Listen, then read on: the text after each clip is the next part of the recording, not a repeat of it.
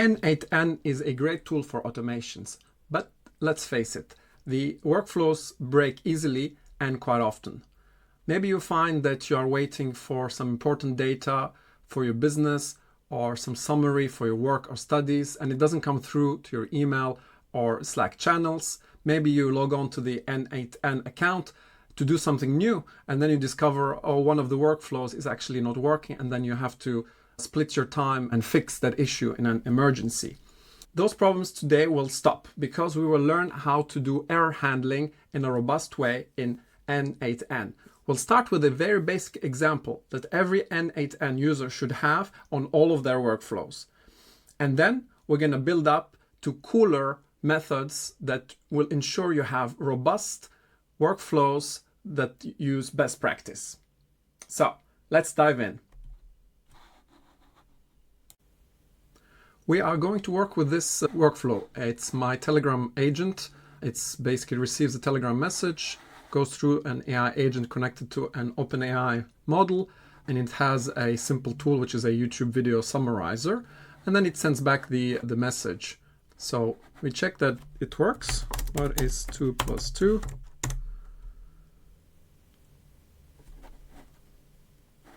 There you go, the answer. So this works. We're going now to create an error. We can do that by simply removing the model, saving.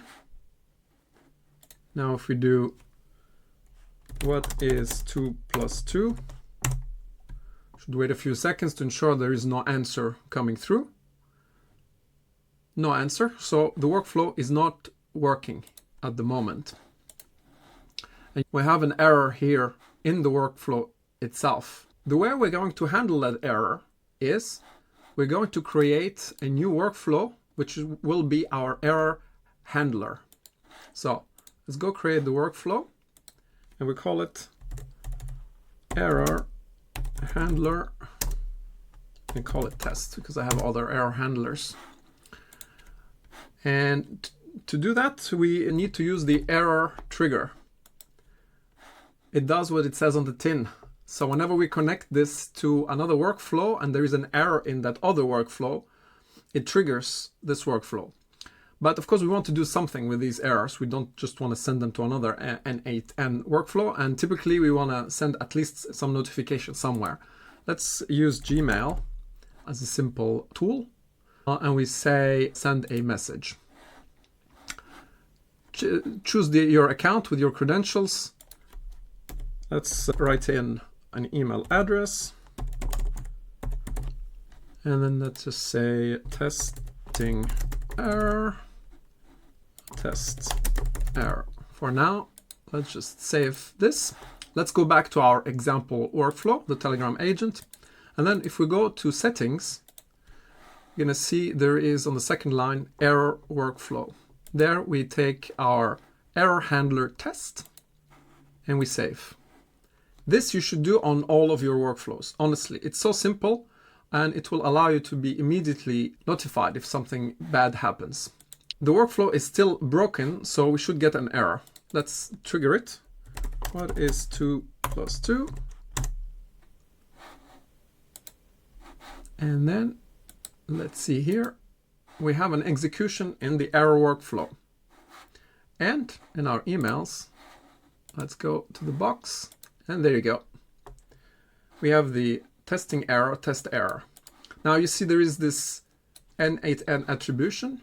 That's something I always forget to change. Just go back to the email, in the options, add option, append n8n attribution, and then turn that off. Then you don't get that message. Okay, but we don't just want to be notified.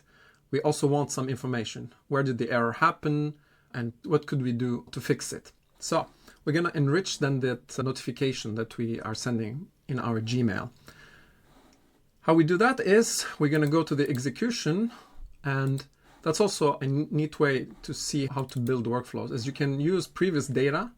So to get that data, we're going to go into executions, and we're going to go into the error trigger node, and we're going to copy that data, and then we're going to use that as a dummy in our workflow. So here, and you can just edit, paste this, save, And like this, you have access to that data and you can just drag and drop. So we're going to change the subject. So error, n8n error.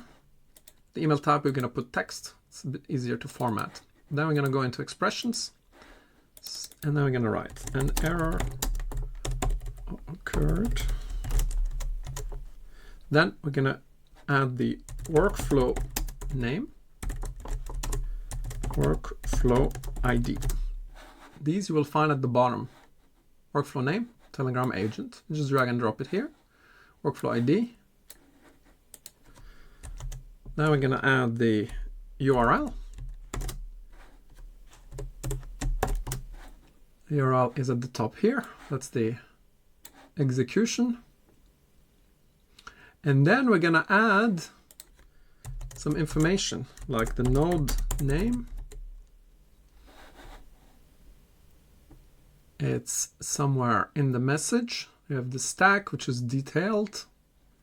And then you get the last node executed. AI agent. Or you could take that one here. You could also take the node ID, actually. Let's take that one, actually. It's the position, it's the name, AI agent, and then node ID. All right. Now save this. Remember to unpin the data. Otherwise, your errors will always trigger the same data. Let's double check. There's no pinned data. And now our Telegram bot is still not working. What is the capital of France? Change. No answers here. We'll get another error here. We go into our error handler. It looks like it executed. And then we go back to our emails. And the inbox. Let me see. There we go. n8n error. And now we got nicely formatted and helpful information. Workflow name, Telegram agent, the ID. We can click on the link and we see the node name AI agent. Very helpful. We can straight in dive into n8n and start fixing.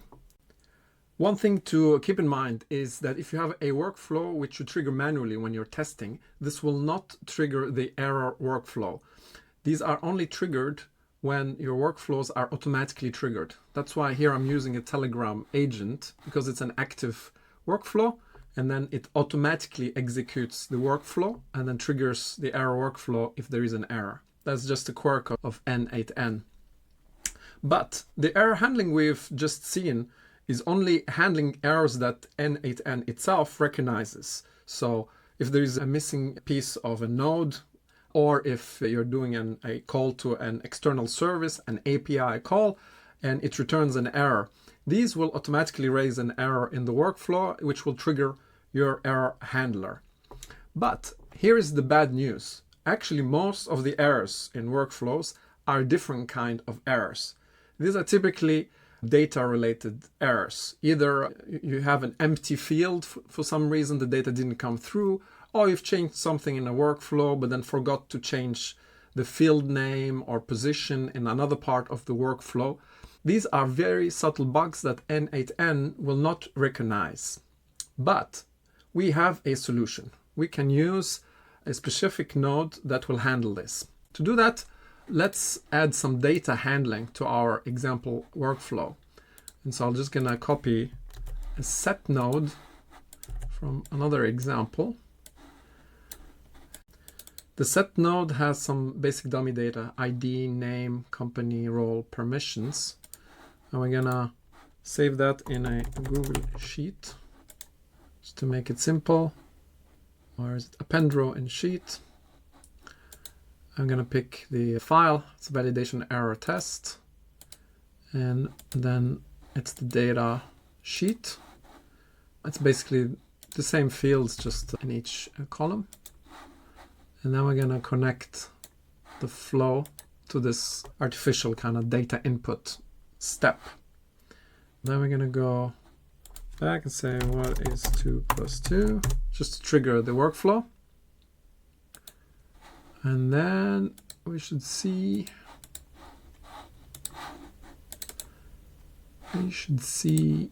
execution errored. Let's see what happened. At least one value has to be added. Yes, of course. So we need to add the mapping. To do that quickly, we can just go back to the execution, take the output from that set data, because I'm a bit lazy, and then put it here as a mock data, and then of course the drag and drop what we need. ID,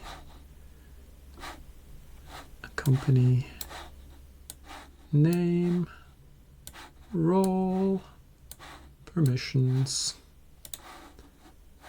Now we remove the unpinned data and we save. We trigger the workflow. Hi. Poor AI has to just reply to us all the time. Okay, there's the data. It's come through. So now if we empty one of the items, let's say the name, and we remove that data we had here, we save, we execute the workflow. Hi. And we look at executions.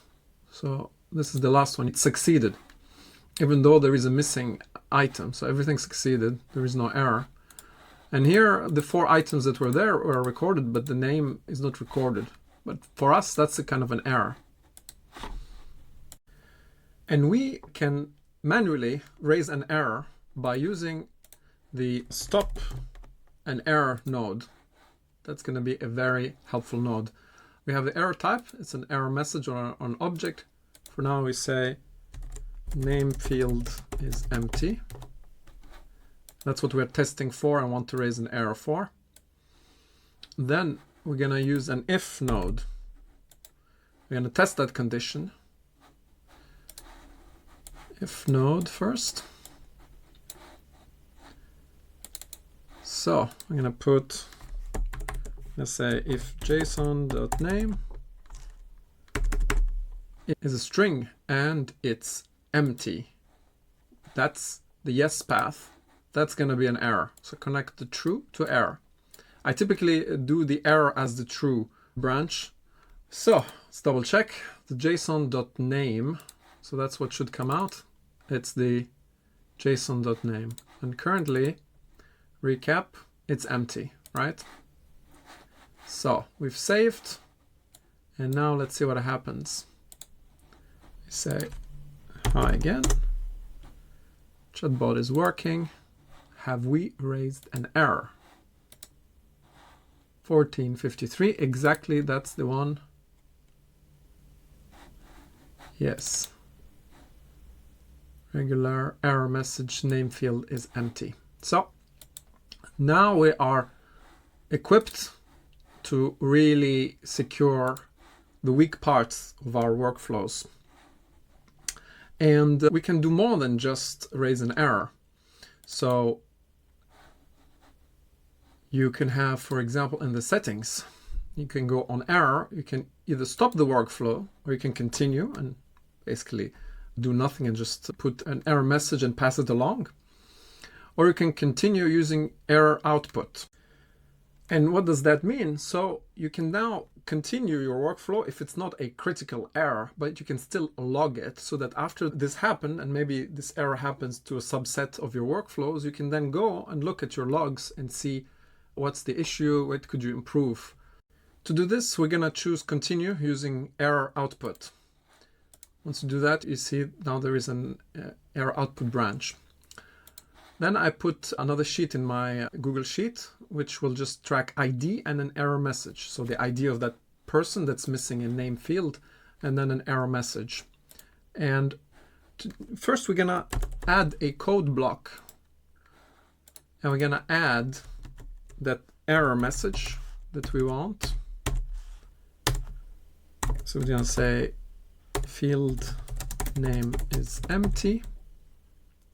The way this works is the data that comes before the stop and error will just be passed here as input. So that's why I'm just adding an error field to it.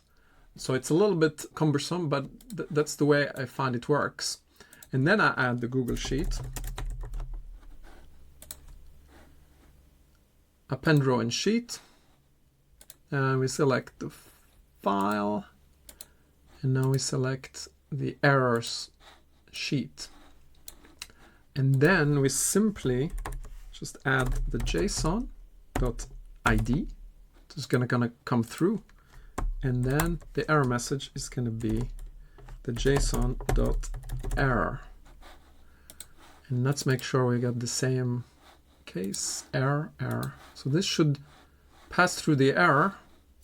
And you see we have nothing now. Saved. Let's run this workflow. Okay, it has run. We have an error. There we go. This is the ID. Field name is empty.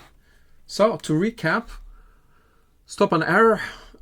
To make sure that we pass something along, we need to choose on error, continue using error output. Then I use the code block to add that error output. That's a bit peculiar for this node, but this ensures that whatever data comes before the stop and error here will be passed through, and you will add to it whatever you want. You could call it error message, and then you can write between brackets whatever you want as message, and then you can save it. And this, if you run this multiple times and you have multiple users, this will be very good. It's like professional logs in code bases of software. So this concludes this video on error handling. I hope this was helpful. I'm thinking about making other videos, especially around retries for API calls. But if you have wishes, or if you're struggling with some errors which you have not seen dealt with in other videos, please let me know in the comments. I will save an example that I have worked with in a JSON in the comments below. So if you like this video, please push the like button and subscribe. And thank you very much for watching to the end. Take care.